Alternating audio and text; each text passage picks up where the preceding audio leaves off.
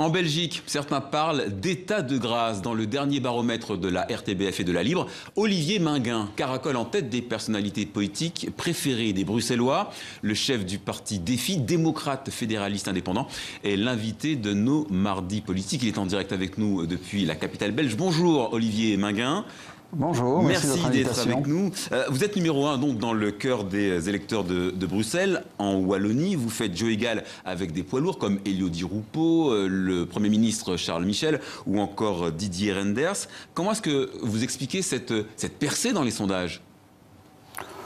Il faut d'abord toujours être prudent avec les sondages, mais je crois qu'on a connu un été en Belgique, et particulièrement dans la partie francophone de la Belgique, Bruxelles et la Wallonie, agité par des scandales à répétition qui ont atteint trois partis qui se partagent traditionnellement le pouvoir, le Parti socialiste, le Parti réformateur libéral et le Parti social-chrétien. Résultat, le jugement assez sévère des électeurs, des citoyens sur les pratiques, les déviances de ces partis en termes de gestion publique, puisque bon nombre de leurs mandataires ont été atteints par des scandales de type rémunération exagérée, trafic d'influence, bref, des scandales à répétition. Et je reconnais que mon parti a l'avantage d'être associé au pouvoir, notamment à la région de Bruxelles, depuis de très nombreuses années, et sans être atteint par ces scandales, parce que nous n'avons pas connu ce type de pratique de déviance dans la gestion publique. C'est sans doute une des raisons. Peut-être aussi la constance d'un discours, la régularité de notre message politique. Pour faire bref, pour vos téléspectateurs dans le monde, nous pourrions être apparentés à ce qu'en France on appelle le mouvement En Marche. Nous sommes plutôt des libéraux sociaux. Donc un parti à la fois soucieux du développement économique évidemment du pays et de l'Europe, mais aussi très attaché à des mécanismes de protection sociale ou de solidarité sociale. Alors vous faites le parallèle avec le mouvement En Marche, la République En Marche, le parti fondé par Emmanuel Macron, qui lui a permis d'être élu à la présidence de la République française. Vous rêvez le même destin, c'est ça ? Alors nous sommes dans un système électoral tout à fait différent. Nous n'avons pas un système majoritaire comme en France. Nous sommes dans un système proportionnel où c'est le nombre d'élus déterminé par le nombre de voix recueillies par chaque liste dans les circonscriptions électorales. Mais il est vrai que notre progression électorale est constante et que nous pouvons espérer être demain un parti qui aura encore plus d'influence qu'il n'a aujourd'hui, notamment parce que historiquement nous n'étions implantés qu'à Bruxelles, dans cette ville-région très majoritairement francophone, mais que nous sommes de plus en plus en Wallonie également et que notre développement en Wallonie est constant. Alors, sauf que la différence, c'est que la République En Marche existe depuis 1 an, alors que votre mouvement, lui, existe depuis une cinquantaine d'années. Comment expliquer que vous n'ayez jamais accédé aux responsabilités nationales ?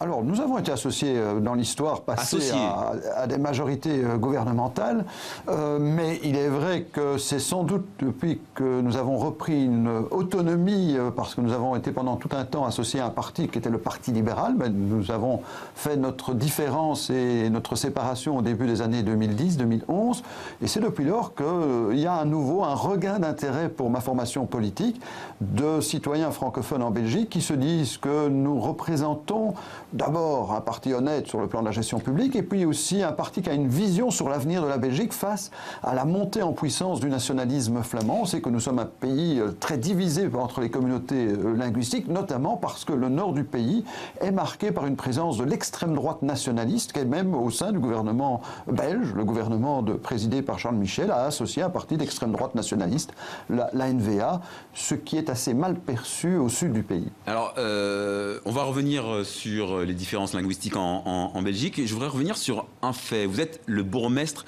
de Woluwe-Saint-Lambert et vous avez dit que si vous étiez réélu, vous renonceriez à votre siège au Parlement. C'est le fruit de quoi? D'une réflexion sur le rejet du cumul des mandats, un manque d'ambition nationale? Non, parce que d'une part, il y a en effet une tendance à aller vers ce qu'on appelle le décumul des mandats. D'ailleurs, en France, vous venez de connaître la même tendance, elle a été consacrée par la loi, mais aussi parce que, bon, peut-être que j'ai envie de faire monter la nouvelle génération et que comme les circonstances sont favorables à mon parti, c'est justement toujours quand on a une bonne évolution qu'il faut mettre à profit cette évolution pour faire monter une nouvelle génération. Je suis président de mon parti depuis plus de 20 ans. Il est peut-être temps que je passe le témoin à plus jeunes. Et donc voilà. Et votre successeur est déjà désigné ? Votre succès? Ah non, ce n'est pas à moi de désigner. Nous sommes un parti où on élit le président au suffrage universel des membres, et donc c'est une longue tradition chez nous. Nous avons été le premier parti à avoir cette tradition, d'ailleurs à avoir élu aussi une femme présidente, Madame Spaak, la fille du Paul-Henri Spaak, un grand nom de la construction de l'Europe, parce que nous sommes aussi un parti très attaché à l'ambition politique de l'Europe et que nous souhaitons que l'Europe se ressaisisse sur des enjeux fondamentaux. On n'aura pas de nom sur votre successeur alors? Non, c'est prématuré. Alors votre combat, vous l'avez dit, c'est la défense de la langue française dans les communautés dites à faciliter ces agglomérations au statut un peu spécial où les élus sont obligés de parler flamand, ce qui vaut d'ailleurs à la Belgique d'être dans le collimateur du Conseil de l'Europe à votre initiative pour violation des principes de la démocratie. Alors vous militez pour l'abrogation de ce statut des communes à faciliter? Alors je reconnais que ce n'est pas simple à comprendre pour des téléspectateurs peu familiers de notre réalité politique belge, mais il est exact que Bruxelles, grande ville francophone, a à sa périphérie des communes où il y a des populations majoritairement francophones, mais elles sont situées en région de langue néerlandaise, parce qu'un jour on a tracé assez arbitrairement une frontière linguistique en Belgique. Depuis toujours, nous revendiquons que ces communes soit puissent revenir à la région bruxelloise, ou à tout le moins que les droits des populations francophones dans ces communes soient reconnus, notamment le droit à l'usage de la langue française, et ces communes qui sont quasiment gérées exclusivement par des mandataires francophones se voient imposer pour leur gestion l'emploi quasiment exclusif du néerlandais, qui est donc la langue en usage en région de langue néerlandaise. Mais en luttant comme ça, Olivier Minguin, en luttant comme ça, est-ce que vous n'avez pas peur d'alimenter les envies sécessionnistes flamandes ? Vous savez, les envies sécessionnistes flamandes, elles existent pour d'autres raisons que le traditionnel conflit linguistique. Comme très souvent, c'est les régions les plus prospères en Europe qui veulent rompre les mécanismes de solidarité avec des régions plus faibles ou même tout le mécanisme de solidarité au niveau européen. C'est souvent des replis nationalistes égoïstes. Et la montée du nationalisme égoïste en Europe est pas le propre de la Belgique ou d'autres régions en Europe. On le voit bien, on l'a encore connu ce week-end avec la consultation populaire en Lombardie et en Vénétie. Les régions les plus prospères veulent s'affranchir des obligations de solidarité. Mais c'est justement à l'opposé de nos convictions européennes. L'Europe, c'est un modèle aussi de solidarité et c'est ce qui a permis un développement harmonieux de tout le continent européen. Merci Olivier Minguin d'avoir répondu à nos questions.